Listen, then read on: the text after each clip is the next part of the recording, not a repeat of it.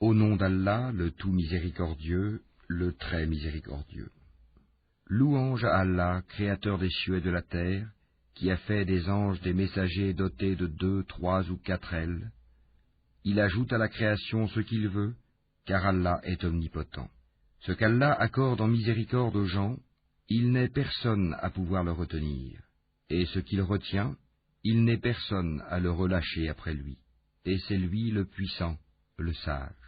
Ô hommes, rappelez-vous le bienfait d'Allah sur vous. Existe-t-il en dehors d'Allah un créateur qui du ciel et de la terre vous attribue votre subsistance? Point de divinité à part lui. Comment pouvez-vous vous détourner de cette vérité? Et s'il te traite de menteur, certes on a traité de menteur des messagers avant toi. Vers Allah cependant tout est ramené. Ô homme, la promesse d'Allah est vérité. Ne laissez pas la vie présente vous tromper, et que le grand trompeur, Satan, ne vous trompe pas à propos d'Allah. Le diable est pour vous un ennemi. Prenez-le donc pour ennemi. Il ne fait qu'appeler ses partisans pour qu'ils soient des gens de la fournaise. Ceux qui ont mécru auront un dur châtiment, tandis que ceux qui croient et accomplissent les bonnes œuvres auront un pardon et une grosse récompense. Et quoi? Celui à qui on a enjolivé sa mauvaise action au point qu'il la voit belle? Mais Allah égare qui il veut et guide qui il veut. Que ton âme ne se répande donc pas en regret pour eux. Allah est parfaitement savant de ce qu'il fabrique. Et c'est Allah qui envoie les vents, qui soulève un nuage que nous poussons ensuite vers une contrée morte, puis nous redonnons la vie à la terre après sa mort. C'est ainsi que se fera la résurrection. Quiconque veut la puissance, qu'il la cherche auprès d'Allah, car la puissance tout entière est à Allah. Vers lui monte la bonne parole, et il élève haut la bonne action. Et quant à ceux qui complotent de mauvaises actions, ils auront un dur châtiment. Cependant leur stratagème est voué à l'échec. Et Allah vous a créé de terre, puis d'une goutte de sperme. Il vous a ensuite établi en couple. Nulle femelle ne porte ni ne met bas sans qu'il le sache. Et aucune existence n'est prolongée ou abrégée sans que cela soit consigné dans un livre. Cela est vraiment facile pour Allah. Les deux mers ne sont pas identiques. L'eau de celle-ci est potable, douce et agréable à boire, et celle-là est salée, amère. Cependant, de chacune, vous mangez une chair fraîche, et vous extrayez un ornement que vous portez. Et tu vois le vaisseau fendre l'eau avec bruit, pour que vous cherchiez certains des produits de sa grâce. Peut-être serez-vous reconnaissant. Il fait que la nuit pénètre le jour, et que le jour pénètre la nuit. Et il a soumis le soleil et la lune. Chacun d'eux s'achemine vers un terme fixé. Tel est Allah, votre Seigneur. À lui appartient la royauté, tandis que ceux que vous invoquez en dehors de lui ne sont même pas maîtres de la pellicule d'un noyau de date. Si vous les invoquez, ils n'entendent pas votre invocation, et même s'ils entendaient, ils ne sauraient vous répondre. Et le jour du jugement, ils vont nier votre association. Nul ne peut te donner des nouvelles comme celui qui est parfaitement informé. Ô homme, vous êtes les indigents ayant besoin d'Allah, et c'est Allah, lui, qui se dispense de tout, et il est le digne de louange. S'il voulait, il vous ferait disparaître et ferait surgir une nouvelle création, et cela n'est point difficile pour Allah. Or personne ne portera le fardeau d'autrui, et si une âme surchargée de péché appelle à l'aide, rien de sa charge ne sera supporté par une autre, même si c'est un proche parent. Tu n'avertis en fait que ceux qui craignent leur Seigneur malgré qu'ils ne le voient pas, et qui accomplissent la salate. Et quiconque se purifie, ne se purifie que pour lui-même, et vers Allah est la destination. L'aveugle et celui qui voit ne sont pas semblables, ni les ténèbres et la lumière, ni l'ombre et la chaleur ardente. De même, ne sont pas semblables les vivants et les morts. Allah fait entendre qui il veut, alors que toi, Mohammed, tu ne peux faire entendre ceux qui sont dans les tombeaux. Tu n'es qu'un avertisseur. Nous t'avons envoyé avec la vérité en tant qu'annonciateur et avertisseur.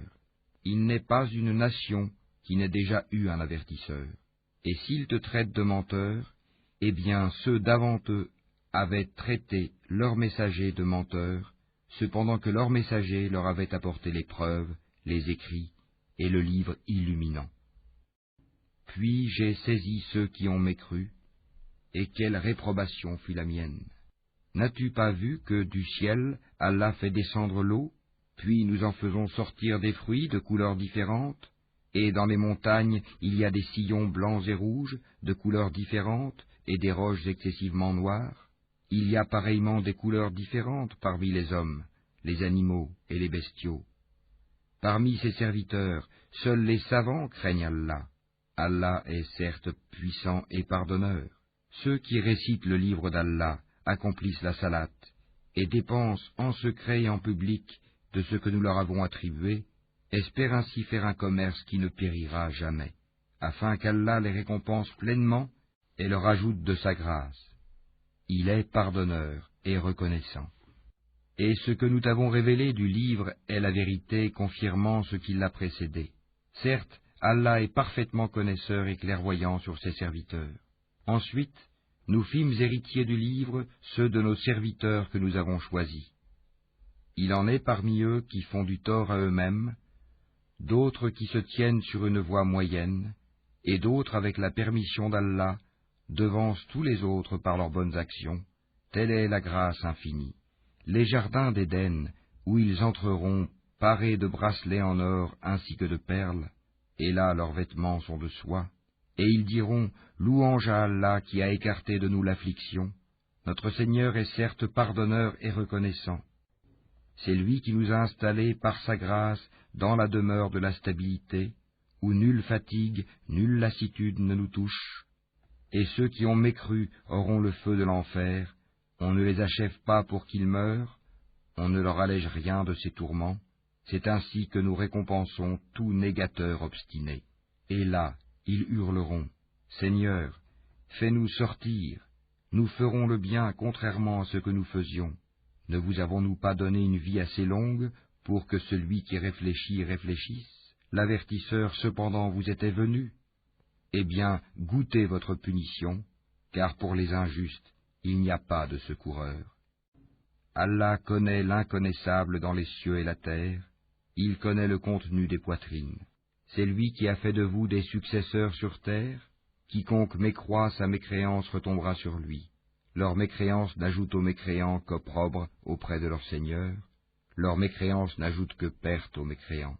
Dis, voyez-vous vos associés que vous invoquez en dehors d'Allah? Montrez-moi ce qu'ils ont créé de la terre.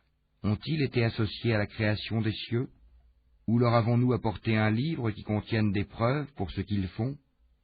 Non, mais ce n'est qu'en tromperie que les injustes se font des promesses les uns aux autres. Allah retient les cieux et la terre pour qu'ils ne s'affaissent pas. Et s'ils s'affaissaient, nul autre après lui ne pourra les retenir. Il est indulgent et pardonneur. Et ils ont juré solennellement par Allah que si un avertisseur leur venait, ils seraient certes mieux guidés que n'importe quelle autre communauté. Puis, quand un avertisseur, Mohammed, leur est venu, cela n'a fait qu'accroître leur répulsion, par orgueil sur terre et par manœuvre perfide. Cependant, la manœuvre perfide n'enveloppe que ses propres auteurs. Attendent-ils donc un autre sort que celui des anciens? Or jamais tu ne trouveras de changement dans la règle d'Allah, et jamais tu ne trouveras de déviation dans la règle d'Allah. N'ont-ils donc jamais parcouru la terre pour voir ce qu'il est advenu de ceux qui vécurent avant eux et qui étaient plus puissants qu'eux? Et rien dans les cieux ni sur terre ne saurait réduire l'autorité d'Allah, car il est, certes, omniscient, omnipotent. Et si Allah s'en prenait aux gens pour ce qu'ils acquièrent, il ne laisserait à la surface de la terre aucun être vivant, mais il leur donne un délai jusqu'à un terme fixé, puis quand leur terme viendra, il se saisira d'eux, car Allah est très clairvoyant sur ses serviteurs.